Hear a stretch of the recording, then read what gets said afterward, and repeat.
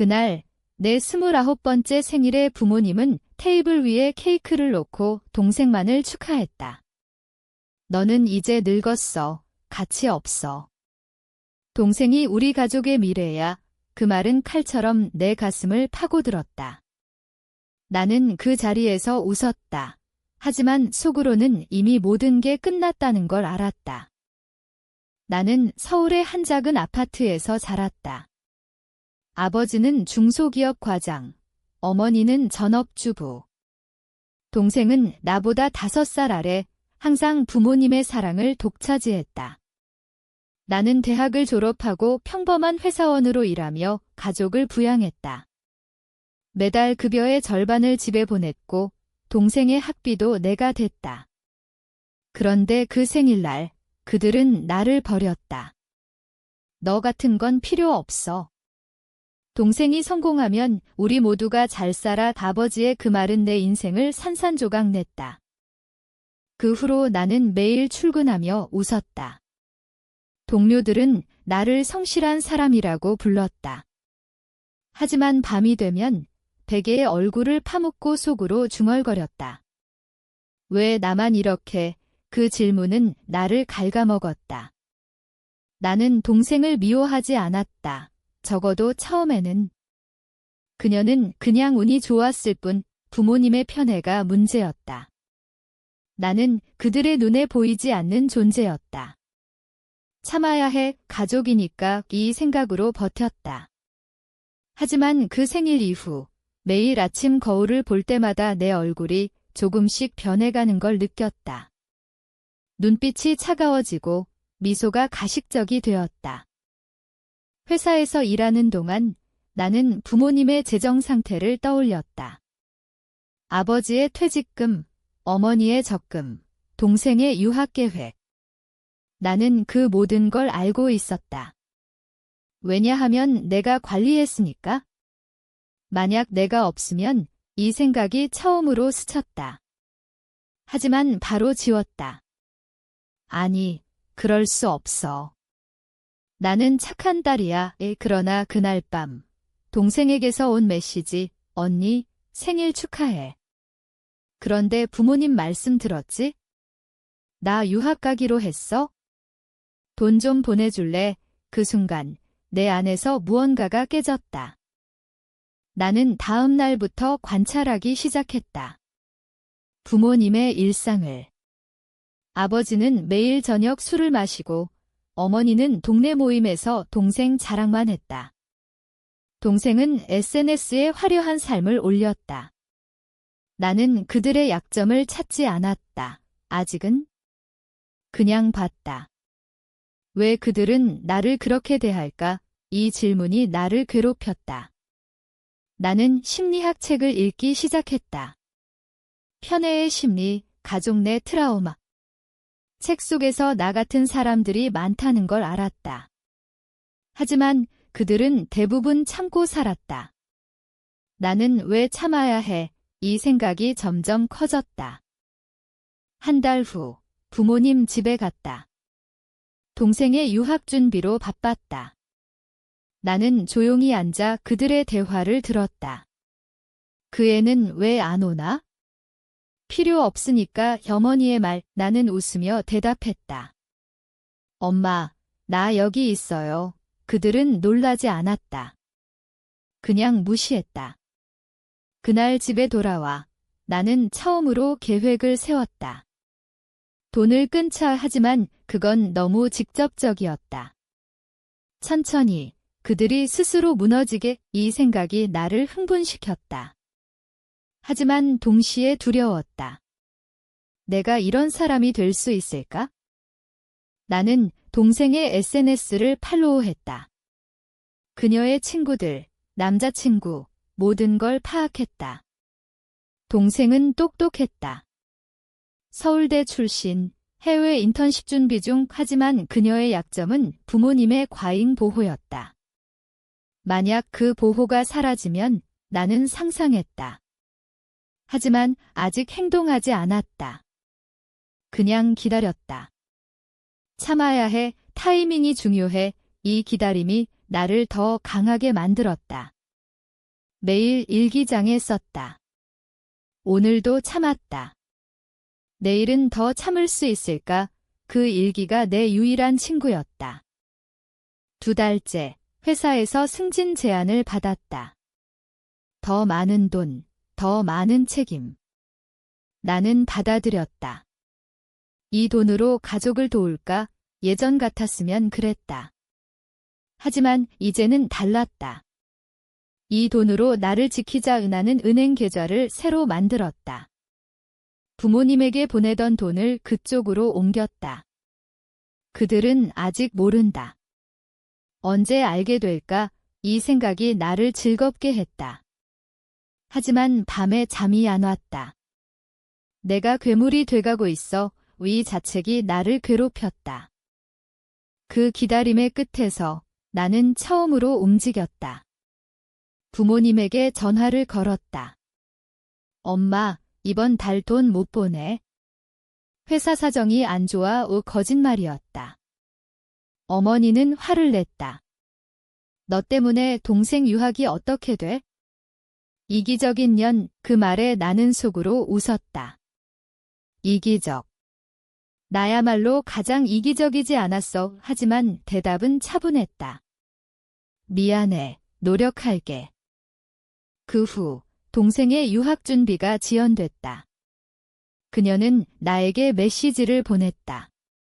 언니, 왜 그래? 부모님 걱정하시잖아. 나는 답장했다. 나도 힘들어.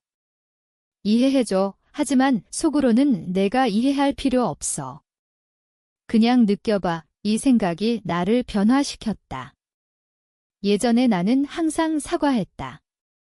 이제는 아니었다. 왜 내가 항상 희생해야 해? 이 질문이 내 머릿속을 지배했다.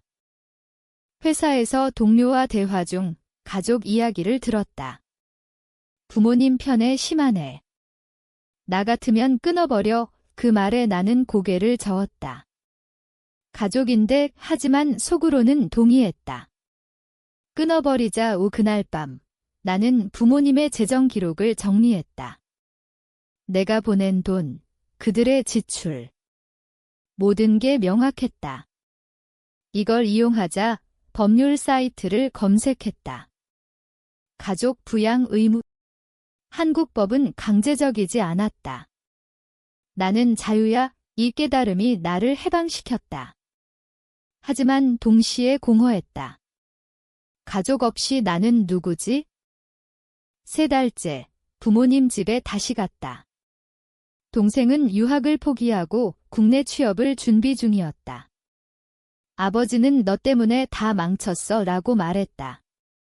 나는 조용히 앉아 그들의 표정을 관찰했다. 어머니의 주름, 아버지의 떨리는 손 위에 내들의 후회야. 하지만 말하지 않았다. 대신 도와줄게 라고 했다. 거짓이었다. 나는 동생의 이력서를 봤다. 그녀의 자랑거리들. 이걸 무너뜨리자. 하지만 어떻게? 천천히, 그녀가 스스로 무너지게.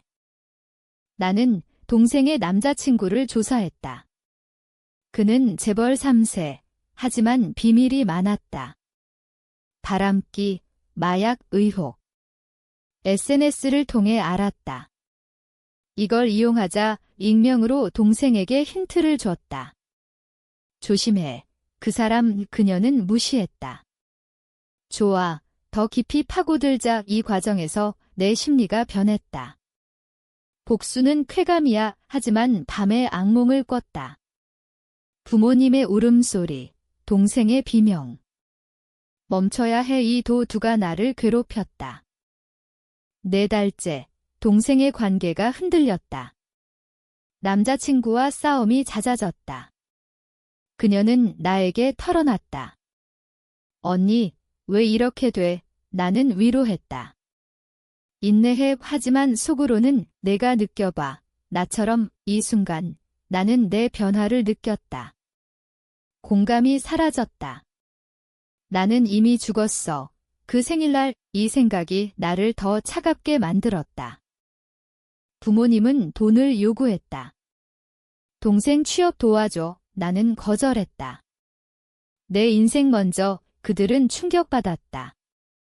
너 같은 자식 둔 게 후회돼. 그 말에 나는 웃었다. 나도 후회해. 이제 복수가 시작됐다. 나는 회사 네트워크를 이용해 동생의 취업 정보를 조작했다.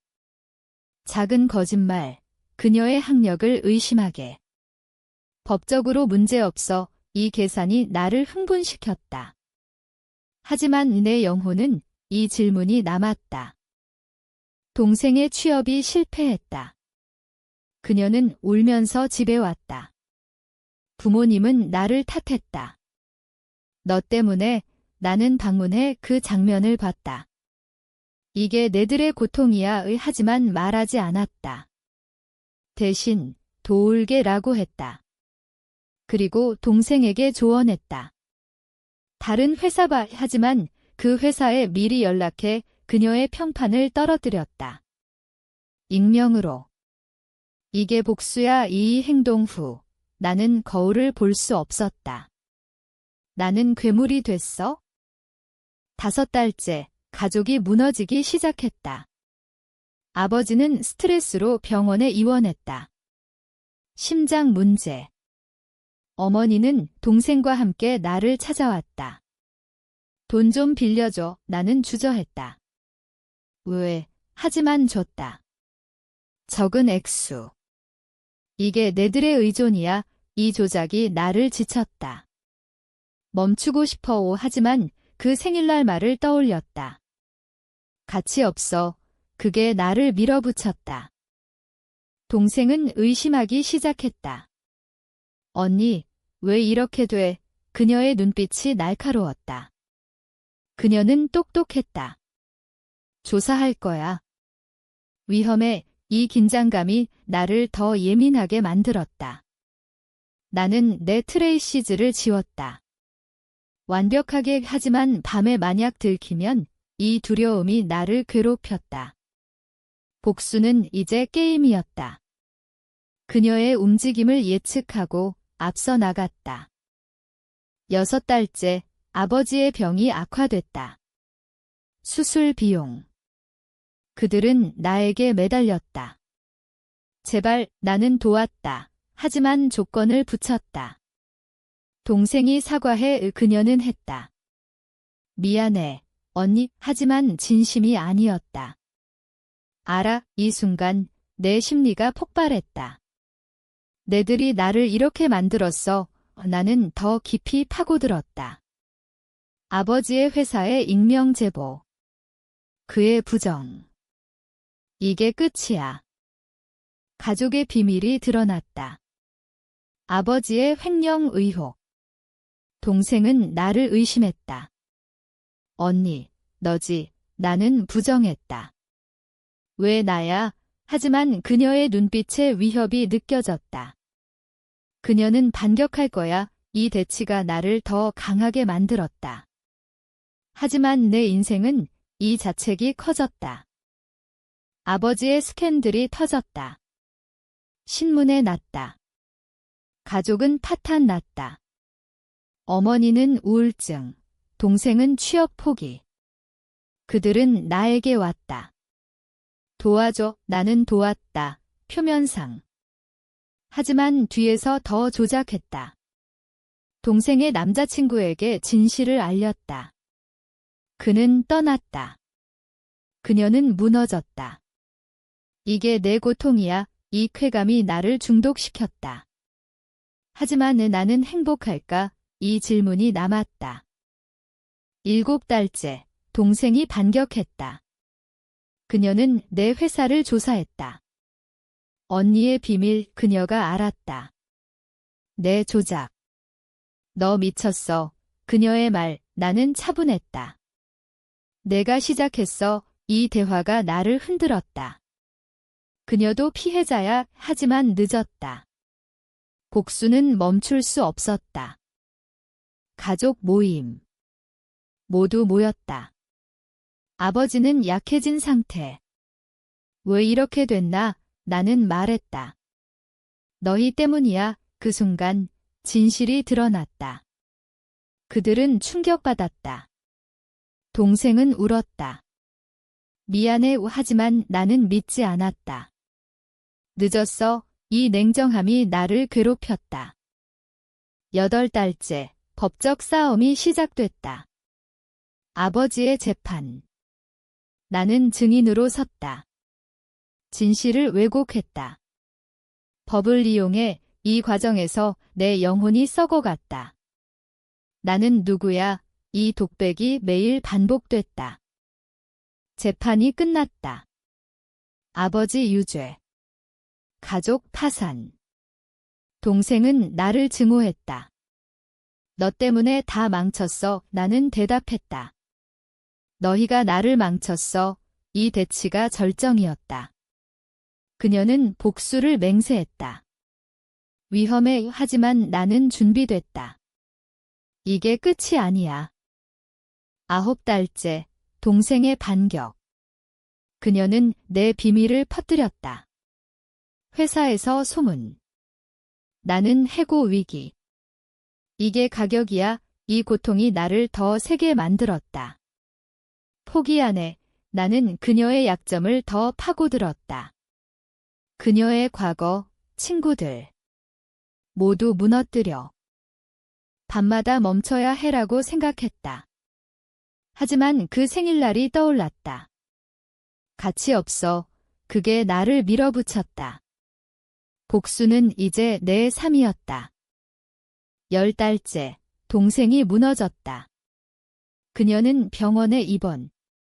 정신적 쇼크. 부모님은 나를 버렸다. 너 같은 딸 없어. 나는 혼자였다. 이게 승리야. 이 공허가 나를 삼켰다. 모든 게 끝났다. 가족은 산산조각. 나는 홀로 서 있다. 동생은 회복 중. 하지만 그녀의 눈빛은 변했다. 그녀도 복수할까? 이 생각이 나를 불안하게 한다. 하지만 후회는 없다. 이게 현실이야.